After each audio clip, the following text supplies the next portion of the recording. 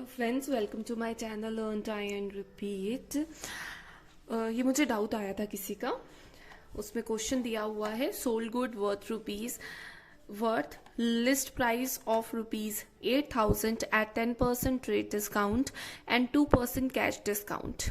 25% received at the time of transaction only. The amount posted to discount account will be A, B, C, D. 3 options हमें साथ में दी हुई हैं, तो ये हम फाइंड आउट करते हैं। अगर आपको कोई भी डाउट हो किसी भी क्वेश्चन के रिलेटेड टू +1 एंड +2 अकाउंटेंसी, आप मेरे कमेंट सेक्शन पे पोस्ट कर सकते हैं। चलो आओ ये वाला क्वेश्चन सॉल्व करते हैं। पहले मैं आपको इसका पूरा ट्रीटमेंट करके बताती हूँ कि जो गुड है वो बेचे गए हैं, सोल्ड किए हैं हमने 8,000 के, उसके ऊपर 10% हमारा ट्रेड डिस्काउंट था। तो हमारी जो सेलिंग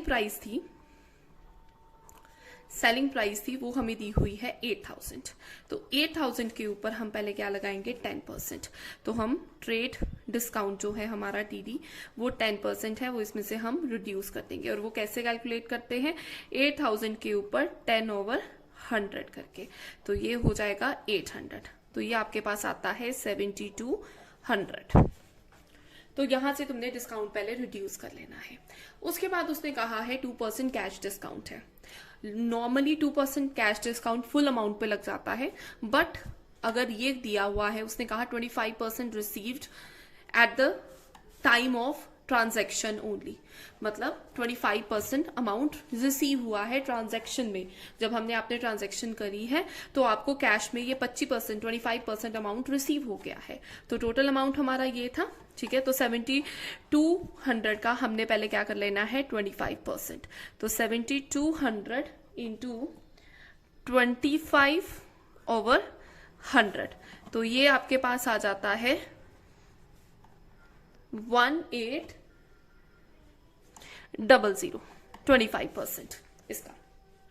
अब क्या करना है, और बाकी रिमेनिंग कितना है वो 75% है, ठीक है। जो रिमेनिंग अमाउंट है जो अभी हमें रिसीव नहीं हुआ, ये कैश में रिसीव हुआ है, ये नहीं हुआ, तो जो रिमेनिंग अमाउंट है 7200 में से 1800 माइनस कर दो, या 7200 का सीधा 75% कर दो, तो आपके पास अमाउंट आ जाएगा 5400।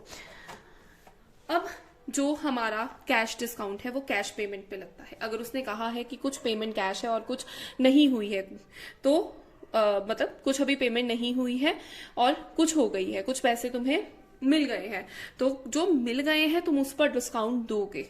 तो यहाँ पे तुम क्या करोगे 1800 के ऊपर आप लगा दोगे ये 2%, 2/100, तो ये आपके पास आ जाएगा 36। This is your amount of discount. तो ये जो डिस्काउंट है, ये कौन सा डिस्काउंट है जो तुमने दिया है, दिस इज डिस्काउंट अलाउड। अब अगर इसकी एंट्री लिखती तभी हमें पता चलेगा क्या होता है। वैसे डिस्काउंट अलाउड डेबिट होता है, तो हम एंट्री के साथ करते हैं। तो हमारी एंट्री क्या पड़ती, अब हमारी एंट्री इसमें पड़ती cash account debit, discount allowed debit, discount allowed debit, फिर डेटर्स, जो अमाउंट तुम्हारा नहीं रिसीव हुआ, ठीक है ना, जो अभी अब तुमने रिसीव करना है। तो debtors account debit to sales account. और अमाउंट कैसे कैसे आते, तो कैश के सामने आता तुम्हारा सेल के सामने पहले टोटल 7200, ठीक है।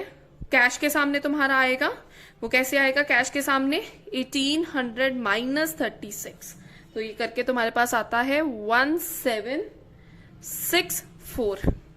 और डिस्काउंट अलाउड तुम्हारा 36 होता, और डेटर्स के सामने तुम्हारा रिमेनिंग दैट इज 5400 अमाउंट आता। तो ये तुम्हारी एंट्री होती। तो तुम्हारा सोल्यूशन क्या है, तुम्हारा सोल्यूशन है 36 ऑन डेबिट साइड।